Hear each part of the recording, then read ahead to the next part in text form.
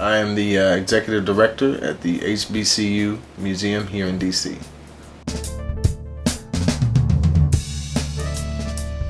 If we didn't have, side pieces or sports memorabilia or celebrities that they can recognize, like a 2 Chainz or, Doug Williams or Eddie Gay Robinson, outside of what they were told to learn with Frederick Douglass and W.E.B. Du Bois and James Weldon. So we want to make sure we have the groundwork and the foundation put in place of exciting initiatives that will hopefully drown the knowledge base of the youth to focus and understand what HBCUs really can do for them.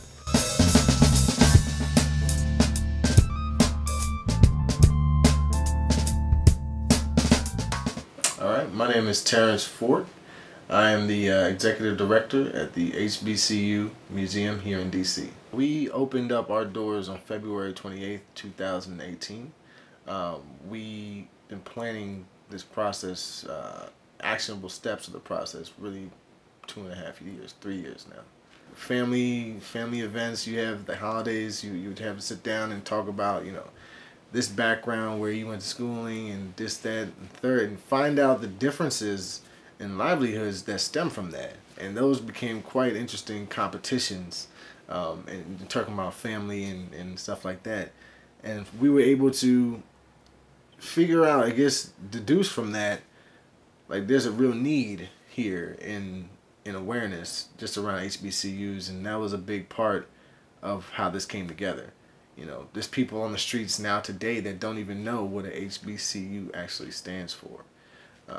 And what it means, and that's something that is a need that needs to change. I believe every African American needs to at least know what a HBCU is, or what that stands for. The focus is on HBCUs. My parents are alum. They went to Howard University. They met at Howard University, and the class of '72 and '75. My mother graduated in '72. My dad in '75. Dr. Smith Fort, Odette Smith Fort. She did her PhD in 5 years. Scafford Fort CPA, he graduated undergrad at Howard, then did his master's at American. So we still don't want to name drop too many PWIs, but just to give you their story, it's very important. But HBCUs are the focus. Definitely, we want to set up a mentorship program and hopefully a scholarship program in place to really drive that focus around yesterday, today, and tomorrow in HBCUs. There's so many people that need to have the story told from the legacy generation, quote unquote legacy generation we talk about. And that's the yesterday in our slogan, the yesterday, today, and tomorrow. The legacy generation are the people that really paved the way, the first of HBCUs, and today they're the first of excellence in what they've achieved, and some of the things that we claim to be notable. It could be celebrities, and actors, it could be in entertainment, it can be in any other various other working professional positions, but we just need to tell the stories, because those stories aren't being told, I think, in the appropriate light, and if they are, they're not amplified, I think, to the level that they need to be.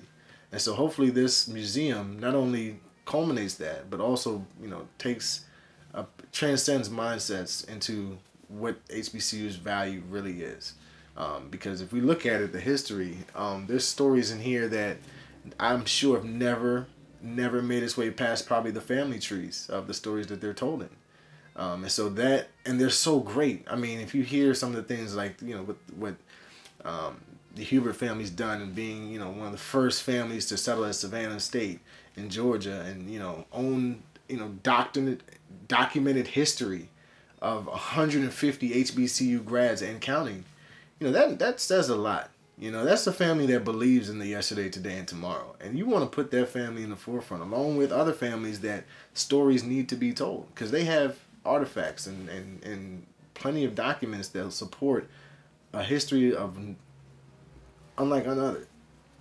And that needs to be put out there for people to really understand and believe in. So that, if I knew that, if I knew then what I know now, let's say when I was making those college decisions, I probably wouldn't have went to a PWI. Most undoubtedly went to an HBCU, no doubt about it. So our current collection is, well, it's so many variables to it, but we have spaced out a lot of history from the very first moments, because as a welcome center, you want to display what was the moments in time where we kind of paved our way, set ourselves apart as a culture. And so we put a lot of our innovations, a lot of the inventors up front, a lot of the people that have done just the most notable things throughout history and time that we grew up hearing in history books, because those were the moments probably that changed our lives and our parents' lives and grandparents' lives, that they put in those books. But then you hear towards here, we have a lot of the stories that never made it out, stories that you never really heard in this general space of greatness, of excellence, of timelines of history that wouldn't make it to a textbook necessarily, but it would be in the family's historical timeline passed down from generation to generation that they're using as a family textbook maybe. And so bringing that story, not to mention some of the movements and some of the achievements that were based around some of these experiences, it's we try to give it the before, then, and after. We try and give it that theme, but this is just the welcome center space. Our build out is really where we're going with it, and the 4,000 square feet that we're searching for here in DC, the 6,000 square feet that we're searching for in Atlanta. We're getting great excitement from the West Coast, which is a surprise because there's very minimal HBCU presence, but there's a whole lot of alum. So that bodes to them to have their generation, I'm sure, after them, be involved in something like this, and that's what gets me excited. The support around this, and the outcry for the need once it's here is still very relevant. It still happens, so we need more of it. So we just want to keep doing what we're doing. We're very thankful for the opportunity to be able to do something like this. It's a blessing, and just stay humble with it and make sure and treat it right, because our ancestors would make sure and they would want us to treat it right. And that's where we feel as though we're getting a lot of support from our ancestors and a lot of the movement. So, are you currently collecting or accepting artifacts and other materials from people? Yeah, we absolutely have. We have our museum curator. Head of museum studies and president of affairs are taking care of those. They have a background in museum archives, and they've been implementing our strategy with paperwork and so forth. And of course, thank yous and give backs for the people that have participated. So it's a wide variety of people so far, but it's ever expanding. I just had a gentleman today. He had the first Omega Psi Phi fraternity book, given to him from his dad and his dad before him. And so, he's living in the modern generation where that's not something every day really thought about or even talked about. But he cares, because this is something that he wants to remember his father by. And his father, may have just recently passed, I believe is what he said. And so it was a big deal for him to have that relevance, bring back so many memories because of this museum. And so now he finds a different purpose. And that's what those experiences are what grab, I'm sure the founders and people like myself, because you're doing it for a different cause. You're doing it to not only increase the awareness for tomorrow, but channel the good energy that we may have lost or forgotten. We did a soft opening in that week of February 28th. We had a young man, retired law enforcement. He came in, and we were doing the first 100 people in free, and that ran out in quick time. But we were doing the first 100 people in free, just to help with the marketing for the local aspect. And so one of the gentlemen came in. He sat down. We offered to give him a guided tour. He said he just wanted to look around. Well, that look around in a small space like that, in a small space like this, probably lasted about an hour and a half.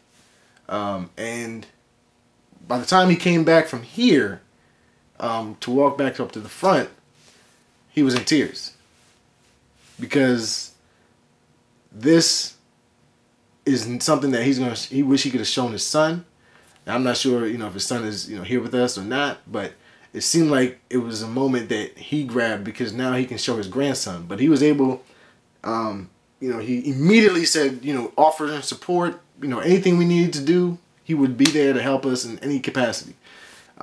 Great guy, but just the fact that he was brought to tears in the moment, that's an experience we didn't plan for, but it really touched me because that's what you do it for. There's moments like that, where you're changing lives, you're transcending lives, you're giving hope and belief into what people have done of our culture and what where it can really go in some of the other aspects if we really put a driven focus and us planning and strategize together, how we can make this what it should have probably always been. And so he was having that moment, I think, here in the museum, and that he told us he was going to come back. A week, 2 weeks later, he did. He brought his boys, other retired boys, and they had they sat here for 3 hours with our curator, talking all college stories and this, that, and the third, and some of the movements that are happening now around HBCUs and speaking out about that. It was just an experience that they felt comfortable to make sure and share. And that's what you want to be able to do, and that's it plays into our message about education, entertainment, and what we're trying to do for yesterday, today, and tomorrow. So it was awesome. That was a great moment. Just know that, we are just getting started. I mean, we have a plan in place from phase 1, which we are in now, all the way to phase 4. And in development, we've put a lot of time in preparation to support this. We have our documents all in line. We've made the push internally to make sure we have the necessary build-out passage for growth. And so, we put a lot of thought into our dynamic, and we want to make sure that everybody at least feels welcomed, and also enjoys in what we feel as though as the true history of not only the United States of America, but all over for our culture. If we don't engage what the youth are engaged in now with technology and youthful dynamics to really foster their belief into this process, we can't get upset, because if we don't make it exciting, they're not going to want to be involved. We had a group of students here yesterday, over 50 students at once. If we didn't have side pieces or sports memorabilia or celebrities that they can recognize, like a 2 Chainz or Doug Williams or Eddie Gay Robinson, outside of what they were told to learn with Frederick Douglass and W.E.B. Du Bois and James Weldon, like these are things that you're told as opposed to just knowing because of your interest. And so we have to focus more on outlining the interest avenue, making sure we curve our strategies, tailor fitting them to the interest, because this is going to outlast myself, yourself, the generations behind us, and only be there for the people tomorrow and beyond that. So we want to make sure we have the groundwork and the foundation put in place of exciting initiatives that will hopefully drown the knowledge base of the youth to focus and understand what HBCUs really can do for them. And so that's just the thought process. You got to make it exciting, and you got to try different things. You can't be afraid to try different things. You can't be comfortable in doing the same thing and thinking that people are going to draw widespread interest. Now, shout out to Tennessee State, though. I mean, they had their first freshman class of 1,500. Shout out to Bowie State. Bowie State, talking to some of the brass over there, they had their largest freshman enrollment. They're building new condos. So, I mean, there's awareness that's happening in today's generation. They're knowing that they don't want to be, left behind. So now you just got to make it fun when they actually achieve. Because they don't want to be stuck into a boring situation like, I got a degree to just be sitting here. Like, come on, man. I could have taught myself that. Not necessarily, but stuff like that. You want to make it exciting, give them the outlets, give them the research. And that's why our people that have been there, the people that are helping us now and support, a lot of retirees that have a lot of more time to do things and more support, and resources, they're coming forth to say, look, we want to laterally align with you guys and do this together because I know where you're going. This is right. This is great. And then some of the investors we share our packages with, they understand the development. They're super excited. I mean, we had a young lady run out of here and went straight to Atlanta. As soon as we had the meeting, she was on the next flight the next day to make sure she can, help with the process and bring it together. She's great support.